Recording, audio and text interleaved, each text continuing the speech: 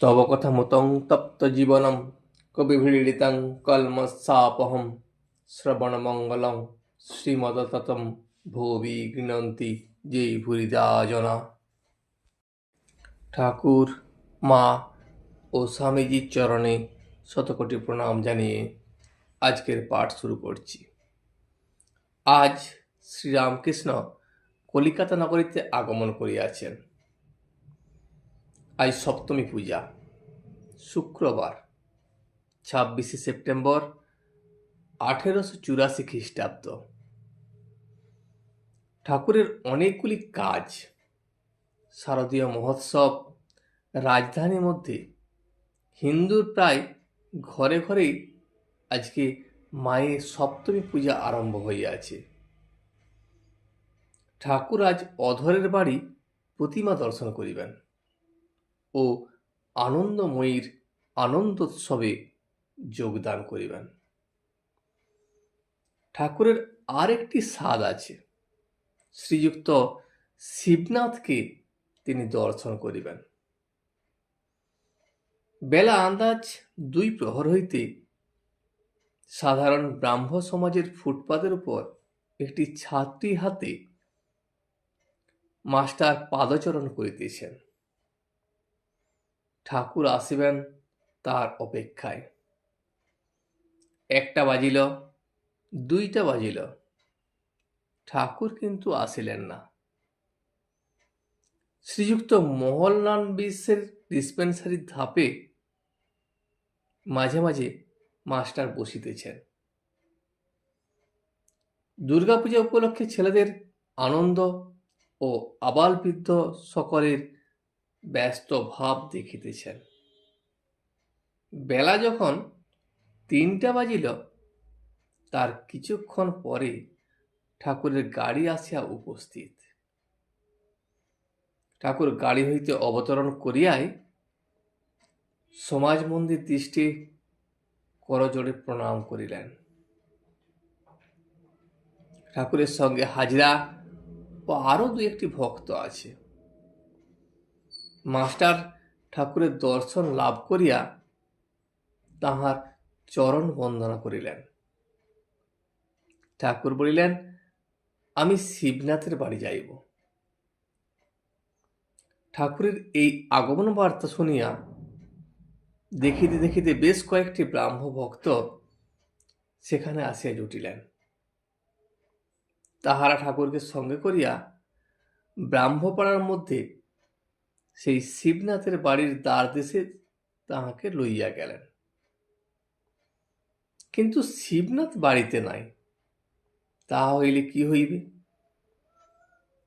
দেখিতে দেখিতে শ্রীযুক্ত বিজয় গোস্বামী আর শ্রীযুক্ত মোহনলাল বিশ ইত্যাদি ব্রাহ্ম কর্তৃপক্ষেরা উপস্থিত হইলেন ও ঠাকুরকে অভ্যর্থনা করিয়া সমাজ মন্দির মধ্যে লইয়া গেলেন।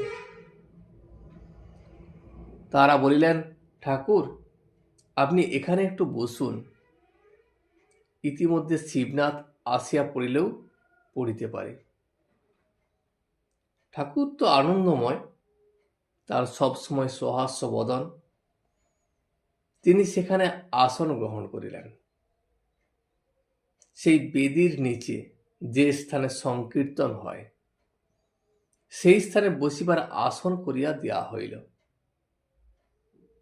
বিজয় এবং আরো অনেক ব্রাহ্মভক্ত ঠাকুরের সম্মুখে বসিলেন। ঠাকুর বিজয়কে বলিলেন, শুনলাম এখানে নাকি সাইনবোর্ড আছে, অন্য মতের লোক নাকি এখানে আসবার জো নাই। নরেন্দ্র আমাকে বললে সমাজে গিয়ে কাজ নাই, শিবনাথের বাড়িতে যেও। আমি বলি, সকলেই তো তাকে ডাকছে, তার দেশাদেশির কি দরকার? কেউ বলছে সাকার, আবার কেউ বলছে নিরাকার। আমি বলি, যার সাকারে বিশ্বাস সে সাকারই চিন্তা করুক, আর যার নিরাকারে বিশ্বাস সে নিরাকারই চিন্তা করুক। তবে এই কথা বলা যে মতুয়ার বুদ্ধি কিন্তু ভালো নয়। মতুয়ার বুদ্ধি বলতে যে আমার ধর্মই ঠিক আর সকলের ধর্ম ভুল। এই আমার ধর্ম ঠিক আর ওদের ধর্ম ঠিক কি ভুল, সত্য কি মিথ্যা, আমি বুঝতে পারছি না। এই ভাবটি ভালো, কেননা ঈশ্বরের সাক্ষাৎকার না করলে তাঁর স্বরূপ বোঝা যায় না। কবির বলতো, সাকার আমার মা আর নিরাকার আমার বাপ, কাকো নিন্দ কাকো বন্দ, দোনো পাল্লা ভারী। হিন্দু, মুসলমান, খ্রিস্টান, শাক্ত, শৈব, বৈষ্ণব, এইসব ঋষিদের কালের ব্রহ্মজ্ঞানী ও ইদানিং ব্রহ্মজ্ঞানী হলেন তোমরা। সকলেই এক বস্তুকে চাইতেছ, তবে যার যা পেটে সয় মা সেই রূপ ব্যবস্থা করেছেন। মা যদি বাড়িতে মাছ আনেন আর 5টি ছেলে থাকে, তো সকলকে পোলাও কালিয়া করে দেন না, কারণ সকলের পেট তো সমান নয়। কারোর জন্য মাছের ঝোলের ব্যবস্থা করেন,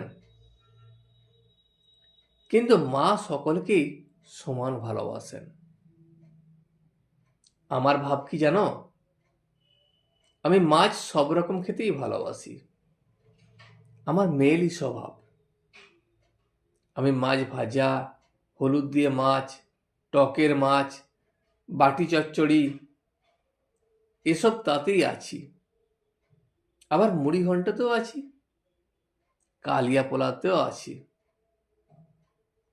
কি জানো, দেশ কাল পাত্র এইসব ভেদে ঈশ্বর নানা ধর্ম করেছেন, কিন্তু সব মতেই পথ মত কিছু ঈশ্বর নয়। তবে আন্তরিক ভক্তি করে একটা মত আশ্রয় করলে তার কাছে পৌঁছানো যায়। যদি কোনো মত আশ্রয় করি তাতে ভুল থাকে, আন্তরিক হলে তিনি সে ভুল শুধরিয়ে দেন। যদি কেউ আন্তরিকভাবে জগন্নাথ দর্শনে বেরোয় আর ভুলে দক্ষিণ দিকে না গিয়ে উত্তর দিকে যায়, তাহলে অবশ্য পথ কেউ না কেউ বলে দেয়, ওহে ওই দিকে যেও না, তুমি দক্ষিণ দিকে যাও। সে ব্যক্তি কখনো না কখনো জগন্নাথ দর্শন ঠিক করবে। তবে অন্যের মত ভুল হয়েছে এ কথা আমাদের দরকার নাই। যার জগৎ তিনি তা ভাবছেন। আমাদের কর্তব্য কিসে জোশ করে জগন্নাথ দর্শন হয়। তা তোমাদের মতটি তো বেশ, তাকে নিরাকার বলছো, এ তো বেশ। মিছরির রুটি সিধে করেই খাও আর আড় করেই খাও, তা তো মিষ্টি লাগবেই। তবে মতুয়ার বুদ্ধি ভালো নয়। তুমি বহুরূপীর গল্প শুনেছ? একজন বাহ্যে করতে গিয়ে গাছের উপর বহুরূপী দেখেছিল। তো সে বন্ধুদের কাছে এসে বললে, আমি একটি লাল গিরগিটি দেখে এলাম। তার বিশ্বাস একেবারে পাকা লাল। তখন আরেকজন সে গাছতলা থেকে এসে বললে যে সে একটি সবুজ গিরগিটি দেখে এসেছে। তারও বিশ্বাস একেবারে পাকা সবুজ। কিন্তু যে গাছতলায় বাস করত সে এসে বললে, তোমরা যা বলছো সব ঠিক, তবে জানোয়ারটি কখনো লাল, কখনো সবুজ, কখনো হলদে, আবার কখনো কোনো রঙই থাকে না। বেদে তাকে সগুণ নির্গুণ দুই বলা হয়েছে। তোমরা নিরাকার বলছো, এটা একঘেয়ে। তা হোক, একটা ঠিক জানলে অন্যটা জানা যায়। তিনিই সব কিছু জানিয়ে দেন। তোমাদের এখানে যে আসে সে একেও জানে আর ওকেও জানে। তিনি দুই একজন ব্রাহ্ম ভক্তদের আঙুল দেখিয়ে বললেন যে যারা এখানে আসে এই ভক্তটিকেও সে চেনে, আবার ওই ভক্তটিকেও সে চেনে। সেই রকম যে ঈশ্বরকে পায় বা ঈশ্বরকে জানতে পারে সে সাকারও জানতে পারবে, আবার নিরাকারও জানতে পারবে। তিনিই সব কিছু জানিয়ে দেবেন। আজ এই পর্যন্তই। ভিডিওটি শেষ পর্যন্ত দেখার জন্য আপনাকে অসংখ্য ধন্যবাদ। ভিডিওটি যদি আপনার ভালো লেগে থাকে তাহলে একটা লাইক, কমেন্ট এবং বন্ধুর সাথে শেয়ার করে দেবেন।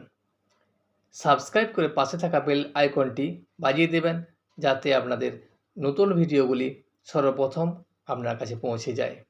জয় শ্রী রামকৃষ্ণ, জয় শ্রী রামকৃষ্ণ, জয় শ্রী রামকৃষ্ণ।